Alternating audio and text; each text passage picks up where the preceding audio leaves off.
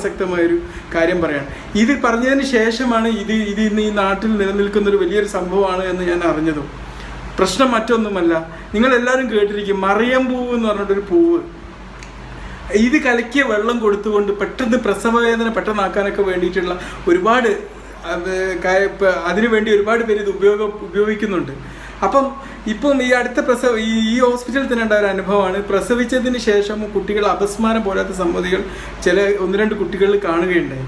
അപ്പോൾ അന്വേഷിച്ചപ്പോഴാണ് മനസ്സിലായത്, സാധാരണഗതിയിൽ ഈ പ്രസവത്തിൻ്റെ ഒരു ഡ്യൂറേഷൻ ഉണ്ട്. ഇത് ഡൈലേറ്റ് ചെയ്യാമെന്ന് പറയാം. ഈ ഗർഭപാത്രം അതിൻ്റെ അത് പുറത്ത് വരുന്ന ഭാഗങ്ങളൊക്കെ ഇങ്ങനെ ഡൈലേറ്റ് ചെയ്യാൻ ഇതിന് ഓരോ ഘട്ടത്തിനും ഒരു നിശ്ചിത സമയമുണ്ട്. ഒരു 6 മണിക്കൂർ സമയം എടുത്തിട്ടാണ് ഇത് ഫസ്റ്റ് ഡൈലറ്റേഷൻ പൂർത്തിയാകുക. ഇത് 6 മണിക്കൂർ തന്നെ അതിന് കിട്ടണം എന്നുള്ളതാണ് അതിൻ്റെ ഒരു സത്യാവസ്ഥ. പലപ്പോഴും ഈ ഒരു 6 മണിക്കൂർ കിട്ടാതെ ഈ ഒരു മരുന്ന് ഈ മറിയം പൂവ് കലക്കി കൊടുത്ത വെള്ളം കുടിക്കുമ്പം ഇത് 6